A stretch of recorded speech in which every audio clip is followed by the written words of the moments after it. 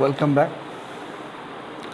Hello students, आज मैं शुरू करने जा रहा हूँ लिटरेचर के स्टूडेंट्स के लिए जो बीए और एमए हर जगह ज़रूरत पड़ती है, ब्रीफ हिस्ट्री ऑफ इंग्लैंड, या यूँ कहें कि a brief social history of England.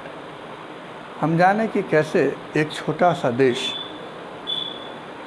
जिस पर लगातार आक्रमण हुए, लगातार इन्वेशन हुए और जो आया सो आक्रमण किया और उस पर कब्जा किया, लेकिन इसके बावजूद अंग्रेज़ या ब्रिटेन, जिसको हम ग्रेट ब्रिटेन कहते हैं, वो आज पूरी दुनिया में अपनी परचम लहराता है, सुपर पावर बन के उभर के आया। क्या वजह है इसकी? आखिर ये सब कैसे संभव हो पाया? इसका इतिहास क्या है? उसको जानने के लिए हम सबसे पहले चलेंगे 450 AD, यानी जब कैलेंडर शुरू होता है उसमें 5वीं सदी का मिड पीरियड होता है, मिडिल एज होता है। और 450 में अराइवल होती है angle Saxon Jutes, arrival of the Saxons.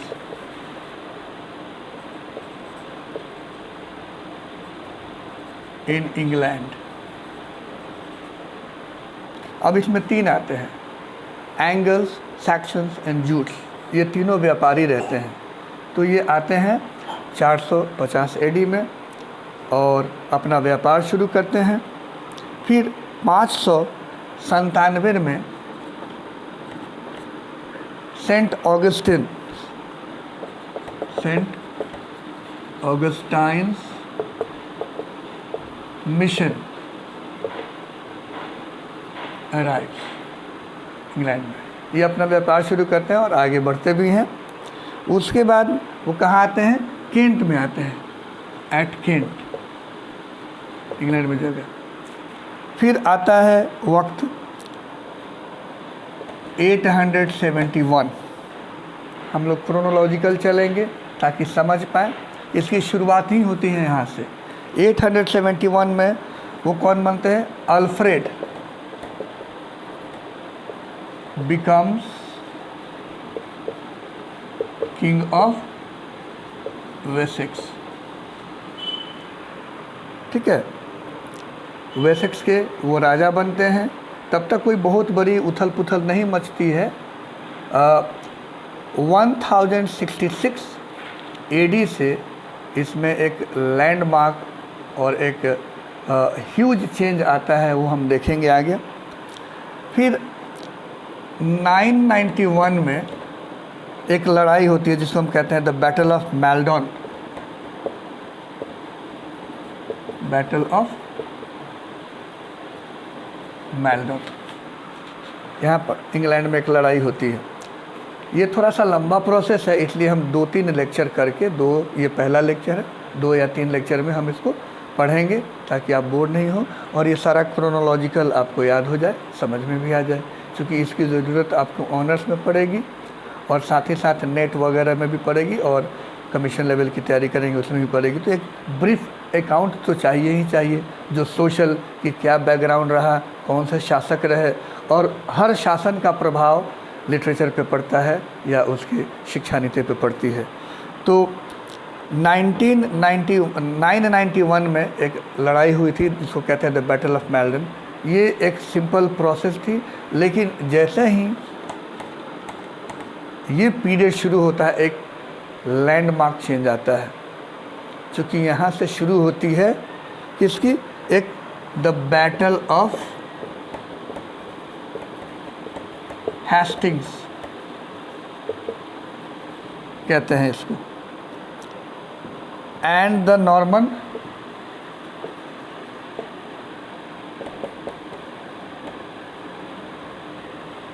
Conquest of England.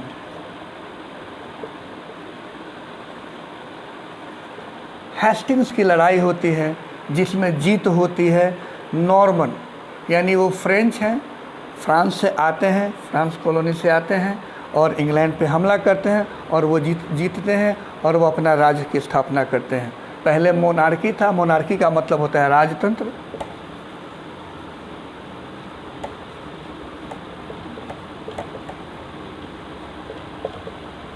अब जो है वो प्रजातंत्र है, जिसको हम कहते हैं लोकतंत्र भी कहते हैं या डेमोक्रेसी कहते हैं इंग्लिश में। तो ये एक 1066 जो है वो एक ग्रेट चेंज है। पहली बार कोई फ्रेंच आते हैं और वो हमला करते हैं, आक्रमण करते हैं, कब्जा कर लेते हैं इंग्लैंड को और वहाँ से उनकी राजतंत्र की व्यवस्था शुरू होती है। तो वहाँ एक पहला परिवारवाद शुरू होता है।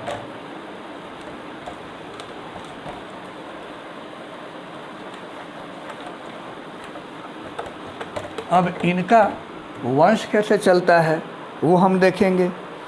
शुरू हुआ 1066, उसके बाद में हम आते हैं 1154 में इनका राजतंत्र चला। 1154 में कौन बनते हैं राजा वहाँ के? तो हेनरी टू जो है वहाँ के राजगद्दी को संभालते हैं। फिर 1189 में हेनरी 2 की डेथ होती है, इनकी डेथ हो जाती है 1189 में। और फिर राजा जो बनते हैं वो रिचर्ड 1 बनते हैं। किनके डेथ पे? हेनरी 2 की डेथ जब 1189 में होती तो रिचर्ड 1 वहाँ के राजा बनते हैं। ये चलता है। फिर 1189 हो गया 1199। 1199 में King John ascend the throne आते हैं। King John ascends the throne. ये उन्हीं के परिवार के वंशज हैं। असेंड होता है, फिर आते हैं। इसके बारे में हम एक परिवारवाद का जो समुदाय है उनका एक जो ब्रांच है, एक ट्री है, उसको हम अलग लेक्चर देके और उसमें सारे जो है लैंकेस्टर हैं, यॉर्क हैं, हाउस ऑफ विंडसर है, हाउस ऑफ ट्यूडर हैं, ये सब उनका हम अलग से बताएंगे। लेकिन एक हम क्रोनोलॉजी जो है कैसे इंग्लैंड का इतिहास आगे बढ़ता है, सोशल और पॉलिटिकल कैसे चेंजेज आते हैं, और तब हमको आसानी होगी लिटरेचर को समझने में, वहाँ के साहित्य को समझने में। ठीक है। तो इनकी डेथ के बाद 1199 में बनते हैं किंग जॉन वहाँ के राजा। फिर 1215 में आते हैं मैग्ना कार्टा। उसके बाद आता है 1327। तो 1327 एक बेहद अहम वक्त होता है, एक पीरियड होता है या साल होता है। जो कौन बनते हैं? एडवर्ड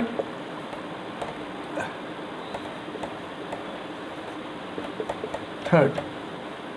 अब ये उन्हीं के वंशज हैं, एडवर्ड थर्ड। और आता है फिर हाउस ऑफ लैंकेस्टर, या इसको हम कहते हैं प्लांटाजेनेट। प्लांटाजेनेट एक परिवार शुरू होता है जो नॉर्मन कॉन्क्वेस्ट के ही बाद शुरू होता है। तो उसके वंशज आते हैं Edward 2, Edward 1, Edward first, Edward second, फिर एडवर्ड थर्ड। तो एडवर्ड थर्ड कैसे बनते हैं, ये एक थोड़ा सा बड़ा दुखद ये होता है। 1327 में एडवर्ड 2 की माँ रहती हैं इज़ाबेला, जो इनके फादर को यानी एडवर्ड 2 को डिच कर देती हैं। और डिच करने के बाद उनका लवर का नाम रहता है रोजर मॉर्टिमर। उसके साथ मिल के इनको डिपोज किया जाता है एडवर्ड 2 को, और इसके बाद इनका बेटा यानी कि एडवर्ड थर्ड राजा बनता है 1327 में। फिर 1337 में 100 ईयर्स ऑफ वॉर शुरू होती है। 100 ईयर्स ऑफ वॉर ये शुरू होती है। उसके बाद में एक परिवर्तन आता है ऐतिहासिक लिटरेचर में, क्योंकि 1340 में जॉफरी चौसर का जन्म होता है। जॉफरी चौसर ये पहले लिटरेचर में के इतिहास में लेखक या पोएट माने जाते हैं, फर्स्ट। ओके, फिर आता है आपका 1348 क्रोनोलॉजी में, एक अहम समय 1348 में क्या होता है कि ब्लैक डेथ के नाम से जाना जाता है। 13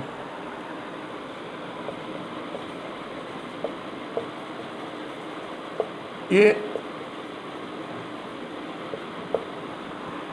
इंग्लैंड के इतिहास में एक काला दिवस के नाम से जाना जाता है, काली मौत या काला दिवस, क्योंकि प्लेग का आउटब्रेक हुआ था और जिससे असंख्य लोग मरे थे, इसलिए इसको कहा जाता है ब्लैक डेथ।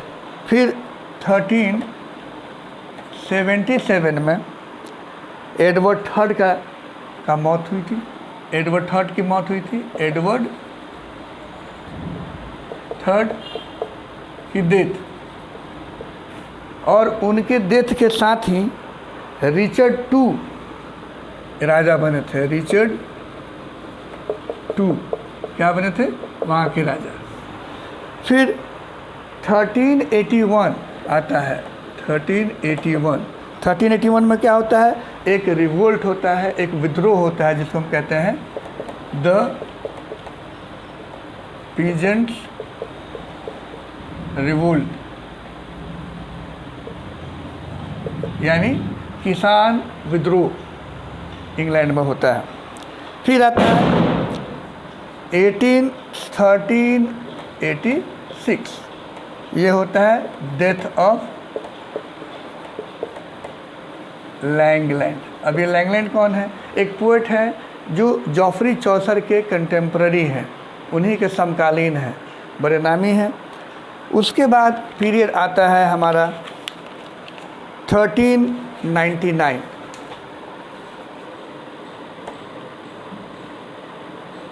1399 यहीं पर जो है रिचर्ड टू को डिपोज किया जाता है। रिचर्ड टू और हेनरी फोर्थ क्या बनते हैं वहाँ के राजा। इनको डिपोज किया जाता है और हेनरी फोर्थ बिकम्स किंग 1399 में। फिर 1400 में, यानी जो शुरुआत होती है 15th सेंचुरी की, उसमें डेथ होती है, डेथ ऑफ चौसर, यानी जॉफरी चौसर की डेथ होती है। फिर 1408 में गाउवर का डेथ होता है, डेथ ऑफ गाउवर।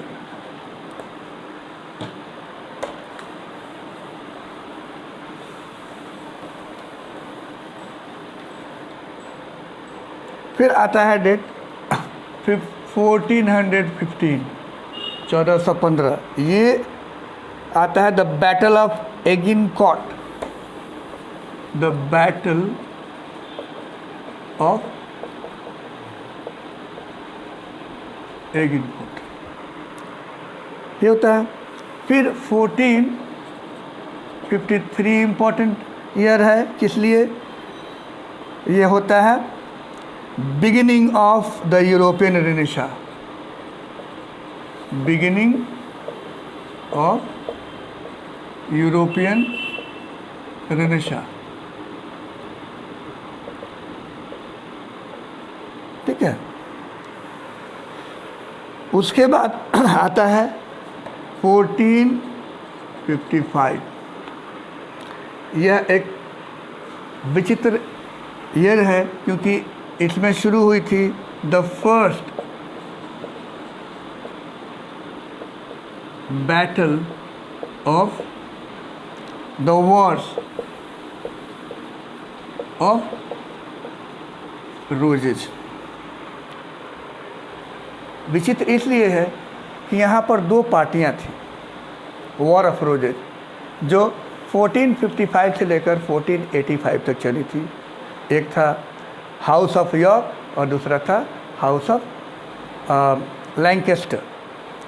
तो जिन्होंने रेड रूज जो पार्टी या जो लोग हाउस ऑफ यॉर्क को सपोर्ट करते थे उन्होंने रेड चुना, रेड रूज, और जो हाउस ऑफ लैंकेस्टर को सपोर्ट करते थे यानी उसके परिवार के राजा को, तो उन्होंने वाइट रूज चुना। और ये एक लंबी चली 1455 से लेकर, और ये चली थी करीब करीब 30 साल तक चली थी, 1485 तक। इसीलिए इसको कहा जाता है the first battle of the Wars of roses. Wars of roses एक क्वेश्चन बनता है इससे। फिर आया 1476 ईस्वी में पहली बार दुनिया में प्रिंटिंग प्रेस की स्थापना हुई, और उसके स्थापना कर्ता का नाम है विलियम कैक्सटन। ठीक है, विलियम कैक्सटन पहली बार वेस्टमिनिस्टर में ये प्रिंटिंग प्रेस की स्थापना करते हैं। Printing press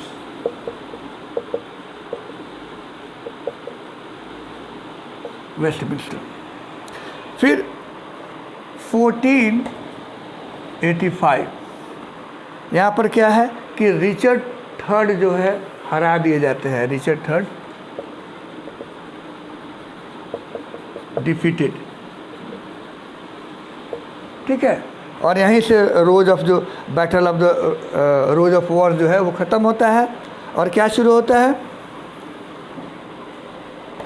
Henry seventh begins the Tudor dynasty. Begins the Tudor dynasty. एक नई डायनेस्टी की, एक नए वंश की, एक नए शासन की शुरुआत होती है। ठीक है, जिसका नाम है ट्यूडर। वो कब होता है? 1485 में। फिर 1492 ये एक अहम है, वॉयजेज ऑफ क्रिस्टोफर कोलंबस।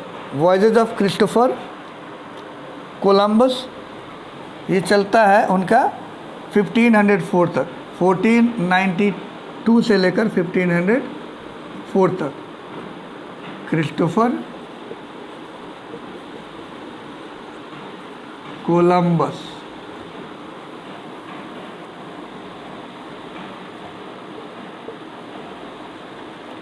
इन्होंने समुद्री यात्रा शुरू की थी, और दुनिया के अनेक देशों की इन्होंने ही खोज की थी। कोलंबस, अमेरिका की भी खोज इन्होंने ही की थी। तो इनकी वॉयज की शुरुआत यानी समुद्री यात्रा की शुरुआत 1492 में हुई थी, और ये ख़त्म हुआ था 1504 में। ठीक है, और 1504 में क्या किया था इन्होंने? अमेरिका की डिस्कवरी की थी। फिर उसके बाद आता है 1509, ये अहम है, हेनरी सेवेंथ की मौत होती है। इसके पहले जो राजा रहते हैं वो हेनरी सेवेंथ, उनकी डेथ हो जाती है, और कौन बनते हैं राजा? Henry eighth. Henry eighth becomes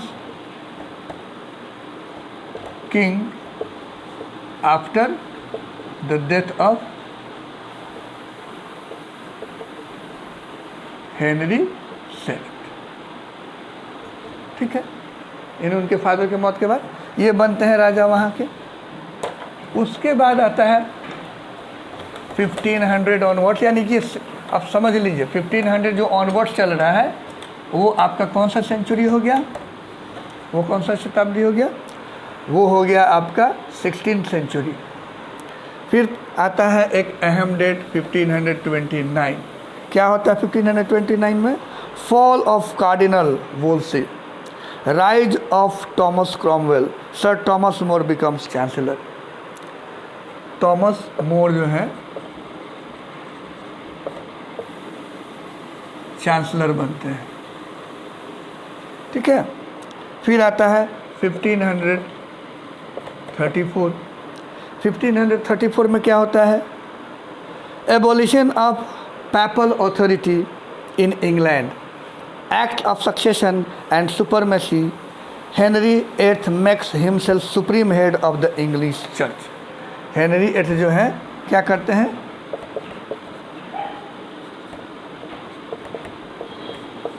वो चर्च के सुप्रीम हेड अपने आप को घोषित करते हैं कि चर्च के सबसे जो रिस्पॉन्सिबल, उत्तरदायित्व और डिसीजन मेकिंग जो होंगे वो कौन होंगे?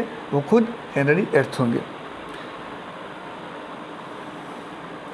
फिर 1536 से 39 तक यहाँ पर होता है एबीज सप्रेस्ड, एबी को सप्रेस कर दिया जाता है और इंग्लिश बाइबल को इम्पोज कर दिया जाता है। इम्पोजिशन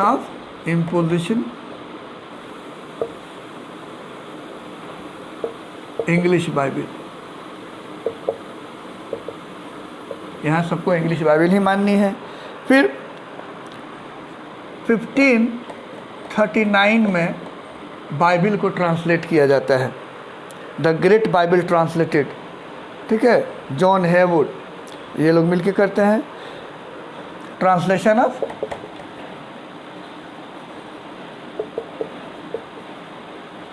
इंग्लिश बाइबल, ठीक है।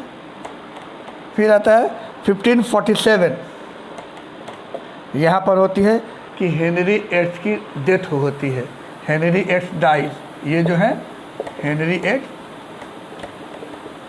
डाइज, और इनके मौत के साथ क्या होगा? Edward fourth becomes king, Edward fourth जो है वो किंग बनते हैं वहाँ के। उसके बाद आता है 1549, यहाँ पर होती है book of common prayer, book of common prayer, ये होती है शुरुआत। फिर आता है ईयर आपका 1553, 1553 ये अहम है।